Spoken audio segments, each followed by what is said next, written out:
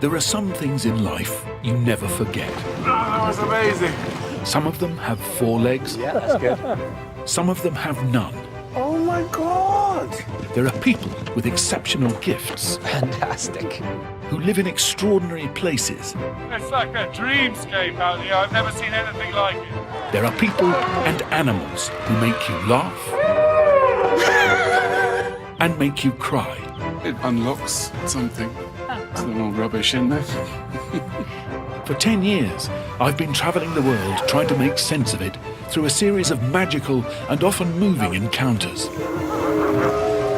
Now in this new series, I'm looking back at some of the best of those moments. The ones I'll never ever forget. My travels and other animals.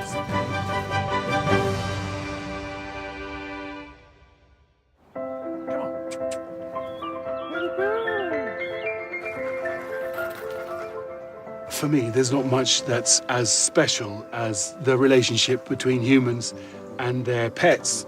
Heidi, Penny, Jim, Bob Jackson here.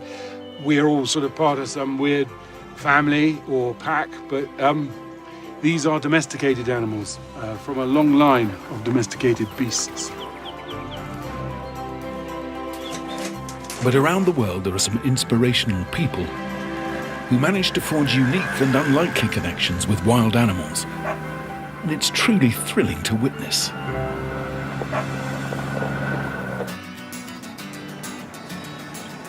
People who have such a gift often live remarkable lives. I travel to the West Country to meet such a man. He lives with a pack of wolves 24 hours a day. On the north coast of Devon in the village of Combe Martin, I find animal behaviourist Sean Ellis, who's been able to learn much more about how a pack of wolves operates by living with one. See the guys in the background now. Probably more curious Are those about the ones us. we're going to go and Those are the ones, yeah. look at them? The guy that just come up and met you there, the big black wolf, Yeah. his job within the pack is as an enforcer. He's the one that carries out all the discipline in the pack. So he's big and he's bold and he comes forward. Really beautiful. In wolf society, every wolf knows its place. They understand and accept social rank, and without this exact same instinct, dogs would never have deferred to humans. Which nervously begs the question, will these 2 wolves defer to me? Ready? Yep. Okay. If you want to filter on behind me and through there, that's great. Well done, you. That's good. He's going to come over and have a look. Just point it back up. He's going to come straight on up and have a look at you. Then, just around everybody else. Here's Cheyenne. There he comes. Just get ready. There he goes. And come forward and just give him that greeting. That's good. Well done. All it is just he wants to find out whereabouts on you he can actually meet and greet. I think he's smelling my dog. Yeah, he's he smelling my probably will knackers, be, actually. Everybody gets the crutch sniff. You, Yeah, no yeah. exceptions No, on that one. it's That's fine. fine. See that push forward? Yeah, where are you going to be? Where can I put you? He's leaning in now, so just on the ground. Better, young man. That's it. Good. Well done. Yeah, sure. Just don't want him to go too mad. That's fine. It's all right. That's good. Easy with the Yeah, snap just there. let him calm down a bit first, and then I'll get him back in again. Try not to smile if you can, because that incites play. Oh. That's the male out of the way. Now for the female. That's good, well done. Good. That's good, well done. You're actually giving her play there now, so be surprised if she doesn't do that, yeah. That's what I want. Yeah, that's good. This is her now. What she's trying to do, because she's female, she'll try and match you for speed and direction. So she's going to try and get you up and get you running around so she can tell you that she's faster and quicker than you are. That's a typical technique of a female. Beautiful. She's gorgeous, isn't she? It's weird. I desperately wanted her to come and sort of nuzzle me. I was very jealous when she nuzzled Sean. I wanted her to do it to me. I don't know why. It's the same. I always push my face in domestic dogs' faces as well, whether they like it or not. But it was great, slightly, hairy, because you're aware that it's a wolf, not a dog. In 2004, this wolf pack was a litter of pups that had been abandoned by its mother in another British animal park. If Sean hadn't rescued them, these animals would probably have died. They quickly learned to accept him as one of them. It's difficult to know where they see you, whether they see you as human or whether they see you as wolf. But the only thing I can really liken it to is that no matter whether you walk on 2 legs or 4 legs, all they ever seem to see is the position you hold. Exactly the same as a dog. We would love to believe it's me, Sean, or you, Martin, that they love, but it's actually the position that you hold within the pack that they respect. If that changes, then you get completely a different association from the dog. Surprisingly, Sean's position in the pack is not alpha or even beta male. Those jobs are already taken. He's the pack's mediator, settling disputes and rows. And the best way to see that in action is at feeding time.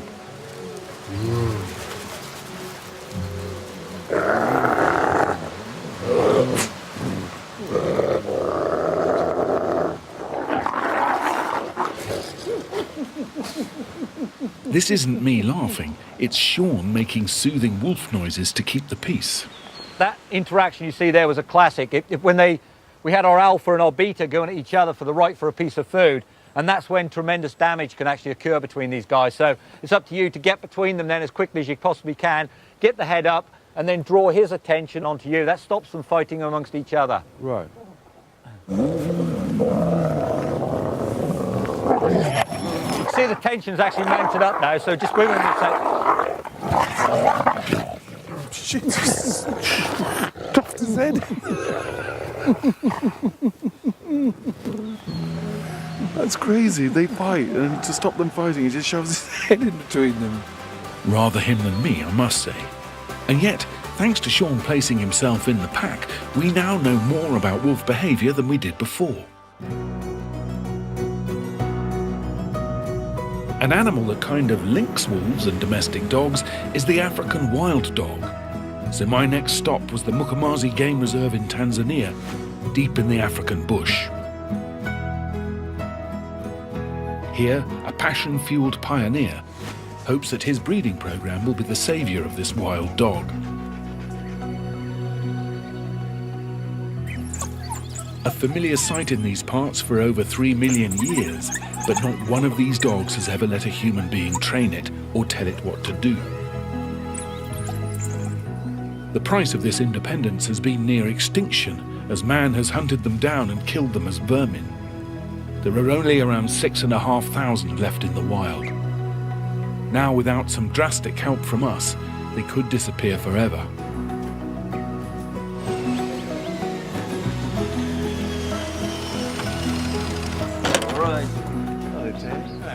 For a handful of people like my old friend wildlife conservationist Tony Fitzjohn, it's a race against time to breed and release African wild dogs back into the bush in the hope that they'll regroup and thrive. What's the difference between the domestic dog's kind of need for us in their social hierarchy and the fact that these guys won't live with humans? Well, they're funny, these guys. They've never really been domesticated by man, because they refuse to accept a surrogate leader from outside of the pack structure. Really? So if an alpha dies, it's not Uncle Bert that takes over, or one of the big dogs, it's his son. Becomes the alpha male, yeah. Tony's about to release 8 dogs into the wild. It's a bit of an experiment. At one end of the clearing is a cage holding 6 males, and at the other end, another cage holds 2 females. The idea is to rack up the sexual tension. They can't see each other. That's important, is it? I don't know. I'm playing a sort of titillation game. They've never seen each other, or No. ever? No. Oh, right, cool. But then they've got the scent. Yeah, but they've got the scent, they Yeah. can hear each other, so we're going to see what happens. I mean, romance is not dead. Little music, the right lighting. Yes. If all goes to plan, as soon as they're free, these boys and girls won't be able to keep their paws off each other. But first, Tony has to dart the dominant male with a sedative so he can fit a radio collar. The collar should allow Tony to track the pack's progress after the release. Once the collared male regains consciousness, we're ready to let these dogs taste true freedom for the first time. I'll go around the corner, let the 2 girls out. As you see the 2 girls pitch up on the carcass, let the guys out straight away. Great. Is that all right? Yeah. Very exciting. Give you a shout in a minute. It's quite a big thing for me to get to let these fellas out. Really expectant faces. It's all right, any second now, fellas.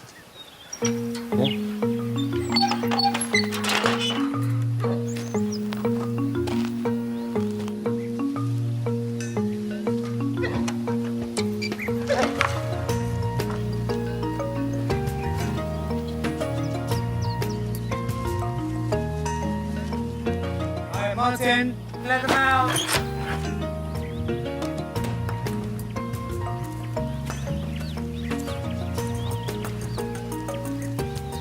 Without batting an eyelid at me, the males head straight for the goat carcass that's been laid out to try and bring them all together. Look at them. Look at them coming in now. They suddenly look completely different, don't they? Yeah, far more alive. The two young females are holding back, but apparently this caution is perfectly normal.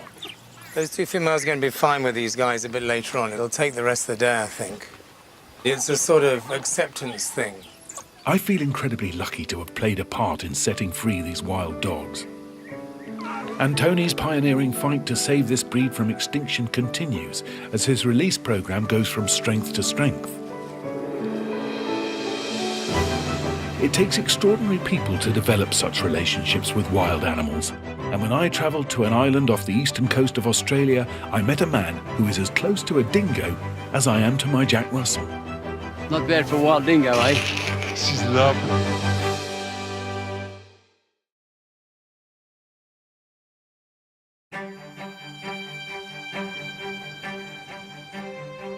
There are some inspirational people blessed with the remarkable gift of being able to communicate with animals. Such folk often live exceptional lives. And one such character inspired me to set sail for Restoration Island off the northeast coast of mainland Australia.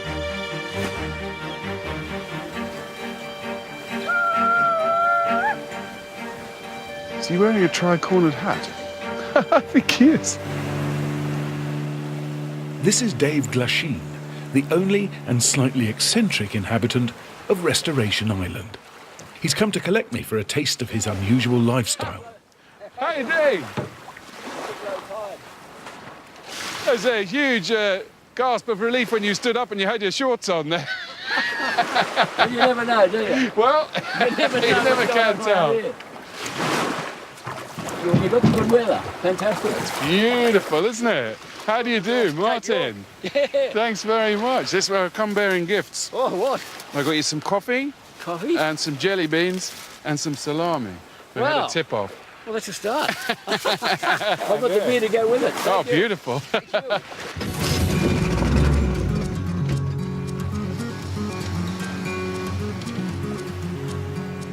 Dave actually went looking for an island existence. Now aged 72, he's lived alone on Restoration Island for nearly 20 years. A genuine latter-day Robinson Crusoe. Dingo! Yeah. Polly. Her name is Polly. Polly! Oh, it's so warm. It's obscene. Look at that. Polly, Polly. Not bad for a wild dingo, eh? She's lovely. She's pretty as you like, isn't she? Come here, Polly.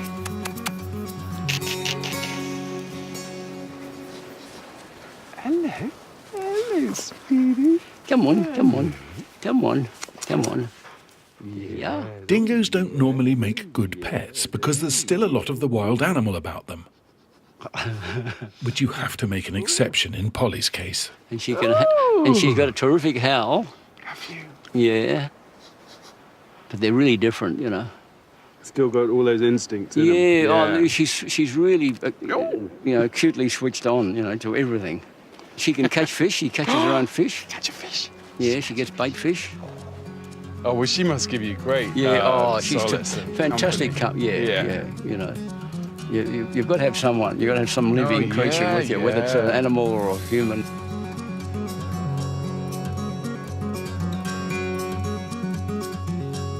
Dave used to be a high-flying businessman with a big mansion in Sydney.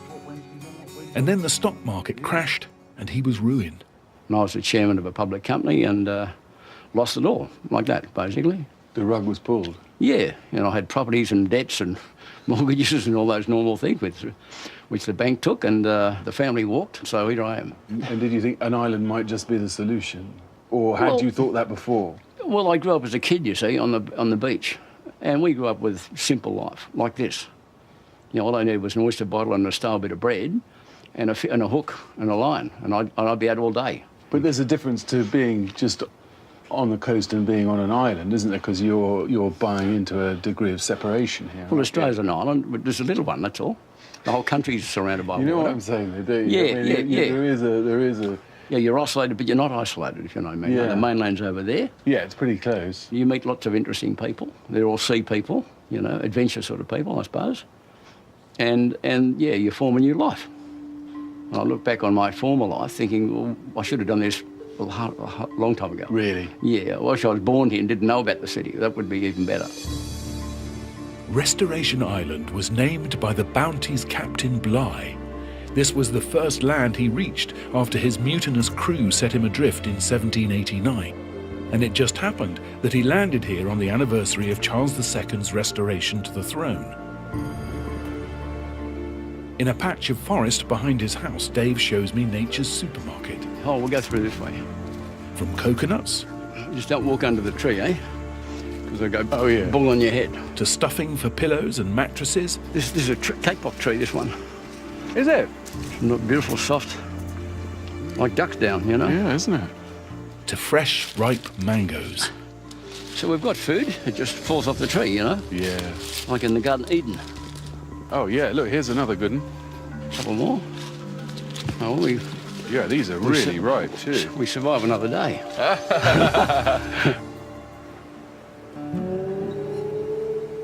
The turquoise waters proved too inviting, despite being infested with crocodiles, sharks, and the occasional lethal jellyfish. The nearest hospital, by the way, is a couple of hours away on the mainland. But Dave assures me that if you know the right time and place, it's okay to swim. Dave's remarkable island life may make him an oddball to some, but loneliness aside, after dipping my toe into paradise, I can see the appeal.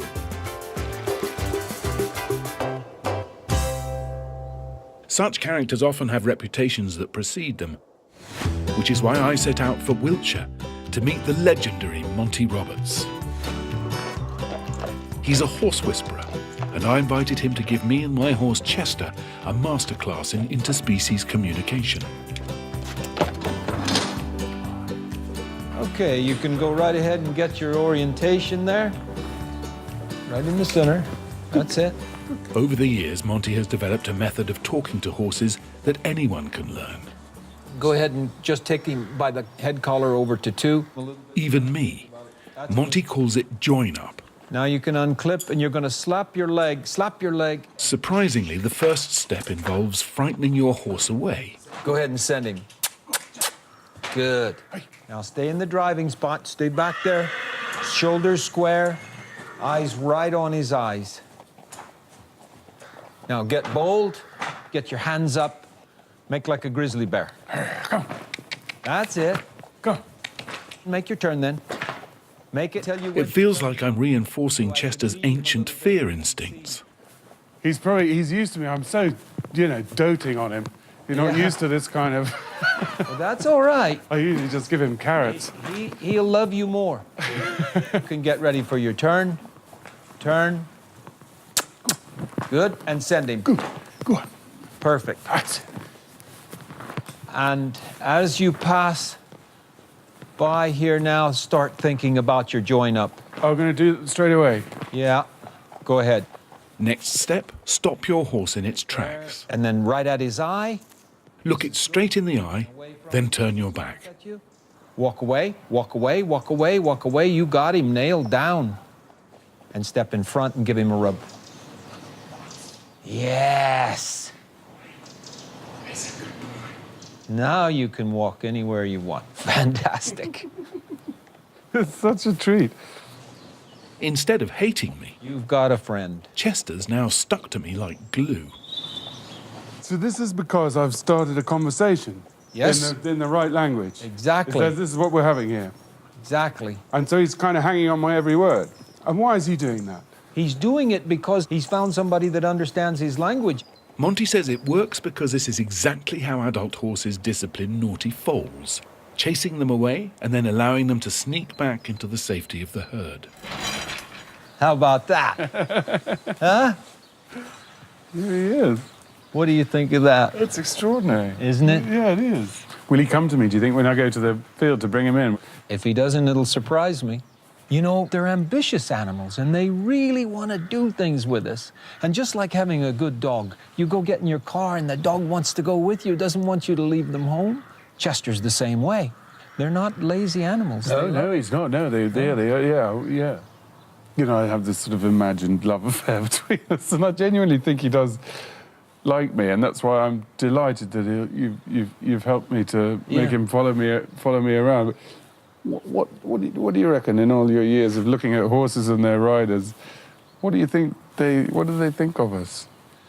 Wow, that's a good question, you know, Martin. And I sincerely believe that going on in their mind at a time like this is, wow, you finally got it right.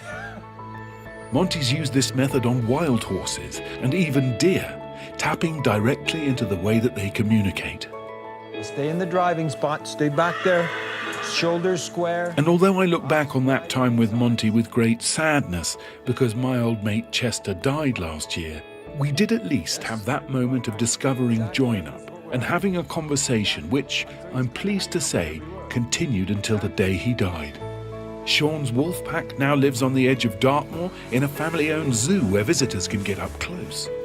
Meanwhile, real-life Robinson Crusoe Dave continues to live in splendid isolation.